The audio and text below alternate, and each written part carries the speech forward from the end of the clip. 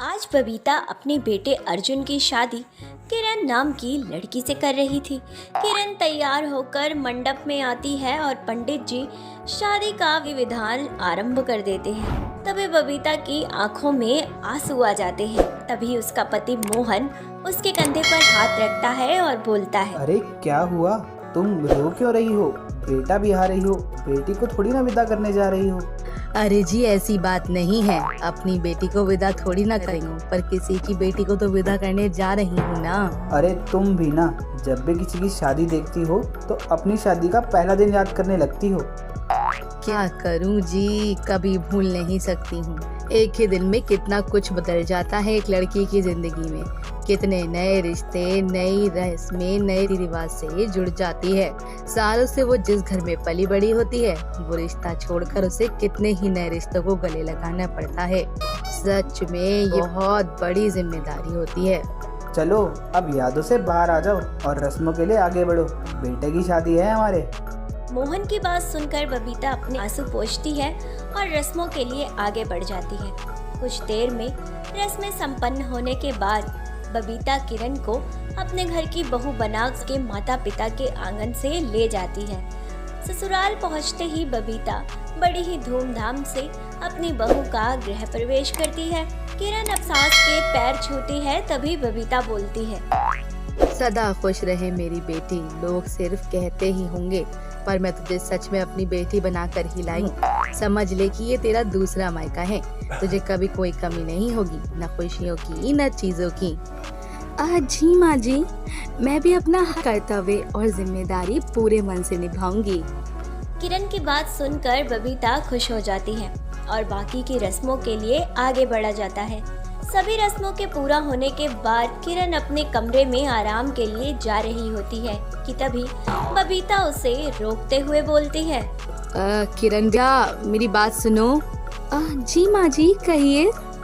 किरण बेटा, तुझे कुछ भी चाहिए हो, कुछ भी कहना हो, तू बेझिझक आकर मुझसे कह। मैं तेरी माँ ही हूँ बेटा। कभी ये मत समझना कि मैं तेरे साथ नहीं हूँ बेटा। जैसे आज तू इस घर में बहू बनकर आई है ना, ऐसे ही मैं भी इस घर में बहू बनकर आई। और मेरी सास जो अब इस दुनिया में नहीं है, उन्होंने मुझे खूब लाड लड़ाए थे, और मैं तुझे भी कोई कमी नहीं होने दूंगी बेटा।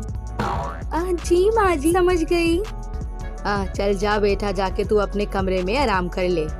बबीता की बात सुनकर किरण अपने कमरे में आराम करने चली जाती है, जिसके बाद बबीता सोफे पर बैठ जाती है और अपने पहले के दिनों में खो जाती है। अरे बबीता, क्या हुआ? तुम रो क्यों रही हो? किसी ने कुछ कहा क्या तुमसे? नहीं, मुझे किसी ने कुछ नहीं कहा। बस मुझे घर वालों की याद आ रही है। उन्हें देखा बहुत मन कर रहा है। अरे बस इतनी सी बात, अभी बात करवा देते हैं। हमारी नई नई धर्मपत्नी ऐसे रोते हुए अच्छी नहीं लगती।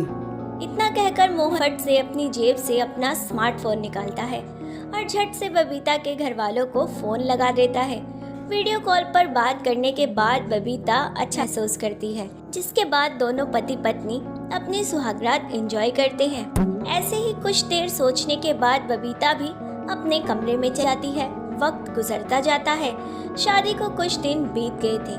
ऐसे ही एक दिन किरण थोड़ी मुरझाई हुई सी सोफे पे बैठी होती है। तभी वहाँ बबीता और मोहन आते हैं और बबीता किरण से कहती है, अरे क्या बात है बहू, ऐसे मुरझाई हुई सी बैठी है? अर्जुन ने कुछ कहा क्या? नहीं माँ, मैंने तो कुछ नहीं किया। मैं भी जब से यही पूछ रहा हूँ कि उदास क्यों हो, लेकिन ये कुछ बोल ही नहीं रही। किरण बेटा, तुम्हें क्या अपनी मम्मी की याद आ रही है? मोहन की बात सुनकर किरण फिर से सिर हिला देती है।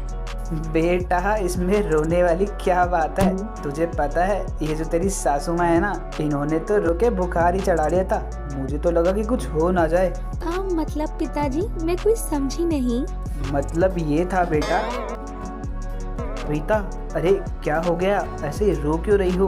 बोलो, क्या हो गया? ऐसे छुपी हुई क्यों बैठी हो तुम? कुछ बोलो, क्या हुआ? मुझे बाबूजी, भैया, भाभी की बहुत याद आ रही है। इससे पहले मैं कभी अपने घर वालों के बिना एक रात तो क्या, एक घंटा भी अकेले नहीं रही। अब मुझे जीवन भर उनके बिना बिताना होगा, और ये सोच सोच कर ही मेरा बुरा हाल हो रहा है। अरे बबीता, रोते नहीं हैं कि भोली हो तुम। और देखो, तुमने खुद को बुखार भी चढ़ा लिया।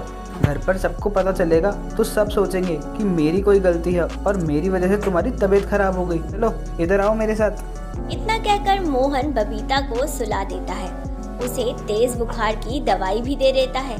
तभी कमरे में बबीता की सास कांता आती है। कांता को देखकर बबीता एकदम ही बेड से खड़ी हो जाती है और उसकी आंखों में आंसू देखकर कांता मोहन से बोलती है, क्यों रे मोहन, क्यों सता रहा है मेरी बहू को? अरे चांद का टुकड़ा लेकर आई हूँ और तू मेरे चांद को रुला रहा है। रुक, तेरी अभी खबर लेती हूँ। माँ जी, इन्होंने कुछ नहीं किया, ये तो मुझे समझा रहे थे, वो मैं ही।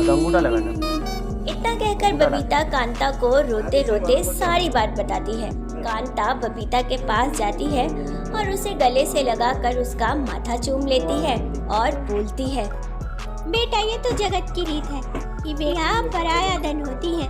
इस सच को कोई नहीं झुठला सकता बेटा। और जैसे वहाँ तेरी माँ थी, यहाँ पर मैं हूँ, तो चिंता क्यों करती है? जब भी तेरा मन करेगा मैं तुझे उनसे मिलवा दूंगी। आज तेरा पहला दिन है बहू, इसलिए थोड़ा अजीब लगेगा। थोड़ा तू हमें जानेगी, थोड़ा हम तुझे जानेंगे, सब बैठ हो जाएगा। जी माँ जी, आप बहुत अच्छी हैं। चल पगली, तू भी बहुत अच्छी है। अब आराम कर ले, बुखार उतर जाएगा। ऐसे रो रही है लाडो। बेटा, सास को सास न मानकर अगर माँ मान लो ना, तो ससुराल कभी पराया नहीं लगता, अपने से भी बेहतर लगने लगता है। बेटा, तेरे मन पर क्या गुजर रही है, इस बात को मैं बहुत अच्छे से समझ सकती हूँ। अरे बेटा, जो बात मेरी सास ने कही वह मैं तुझसे होती हूँ कि रीत तो रीत है और इस रीत को कोई नहीं बदल सकता। बेटी न केवल मायका बल्कि ससुराल और न जाने कितने ही रिश्तों को एक साथ निभाती भी है।